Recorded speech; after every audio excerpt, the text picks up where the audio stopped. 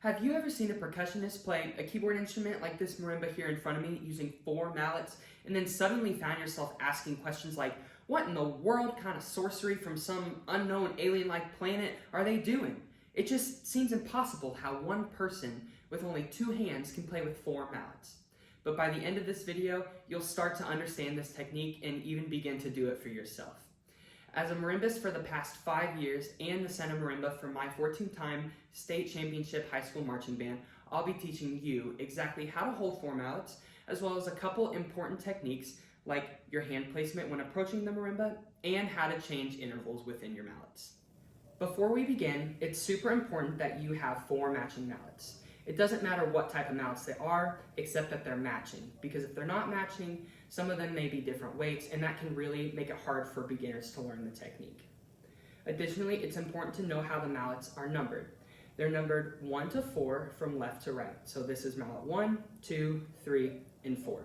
It's important to remember these, as I'll be referring to the mallets by these numbers throughout the rest of the video. And lastly, you don't need to worry about having a mallet instrument because we're just learning the basic technique and grip, so we're not going to actually be doing any playing today. There are 3 main types of grip, which include traditional, Burton, and Stevens grip. But today I'll be teaching you Stevens, as that's the grip I learned, and it's my favorite as it's the most versatile.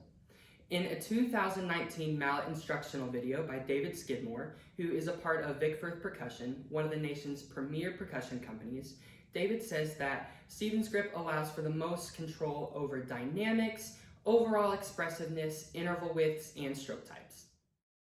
Alright, now it's time to learn the grip. Begin by picking up mallet 4 and placing it between your middle and ring fingers, wrapping your ring and pinky fingers around the shaft to secure it. There should be no more than a 1/2 inch to 1/4 inch sticking out past your pinky. Next, you're going to take mallet 3 and you're going to place it along this crease in your palm, just above the fatty, fleshy portion of your palm. Then the mallet will rest on your index finger, and you can secure this mallet by placing your thumb on top of the shaft, in line with the shaft, and placing your middle finger at the base of the shaft. Now we're going to basically do the same thing with the left hand, but this can be a little bit trickier since we already have mallets in the right hand. As a tip, I always tell people to use your thumb to position the mallets in your left hand, as the thumb is only really needed to stabilize the mallets, and they're not going to fall out of place if you don't have your thumb on it for a little bit. So take mallet 1 and using your right thumb to pick it up, place it between your middle and ring fingers of your left hand, using your ring and pinky fingers to wrap around and secure the base of the shaft. And remember, there should be no more than 1/4 inch to 1/2 inch sticking out past your pinky.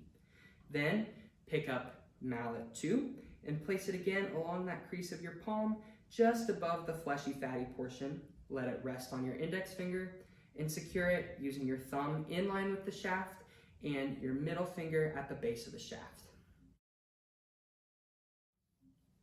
Now, I know what you're thinking, this might feel really uncomfortable at first, but that's totally okay. Just make sure you don't let it slip into a quote-unquote more comfortable position, as this can really hurt your technique later.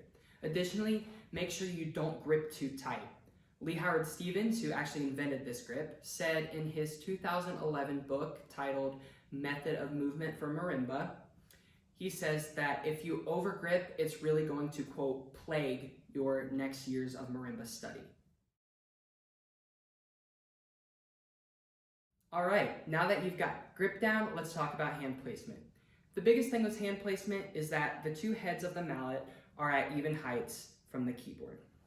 So the biggest way you can ensure this is that your hand is somewhere between your thumbnail facing directly up and this gap between your thumb and your index finger facing directly up. This exact hand placement just depends on your hand size. But the way you can check this is just by placing your mallets flat down, and wherever that is, that's what should be facing directly up.